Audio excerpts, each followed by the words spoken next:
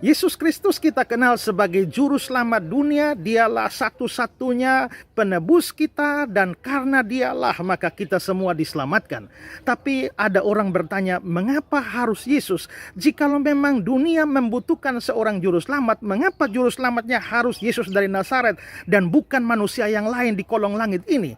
Nah, begini saudara, kita semua butuh juru selamat, tetapi juru selamatnya tidak bisa sembarang orang. Harus ada syarat dari juru selamat itu. Nah, syaratnya apa? Yang pertama adalah juru selamat itu harus manusia. Mengapa harus manusia? Karena yang berdosa itu adalah manusia. Dan yang kedua, kita melihat bahwa karena ada hubungannya dengan kematian, dosa itu akibatnya adalah kematian, maka yang mau jadi juru selamat harus mati.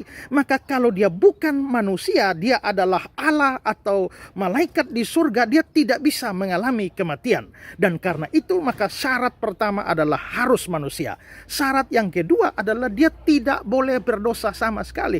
Karena dia mau mengganti posisi manusia berdosa, dia mau menanggung hukuman orang berdosa. Kalau dia sendiri berdosa, maka dia sendiri sebenarnya menanggung hukuman untuk dirinya. Dia tidak layak menjadi juru selamat, bahkan dia membutuhkan juru selamat. Dialah yang harus ditebus, harus diselamatkan. Karena itulah maka juru selamat tidak boleh berdosa satupun. Syarat pertama harus manusia, syarat kedua tidak boleh berdosa. Nah, bagaimana kita menemukan seorang yang memenuhi persyaratan ini? Kalau kita mencari hanya sekedar manusia, di dunia ini manusia banyak, tapi siapakah manusia yang tidak berdosa? Satupun tidak ada. Semua keturunan Adam adalah orang berdosa. Nah, tapi kalau kita cari misalnya di surga, kita bertemu dengan Allah. Allah memang tidak berdosa. Allah itu kudus, tapi masalahnya Allah bukan manusia.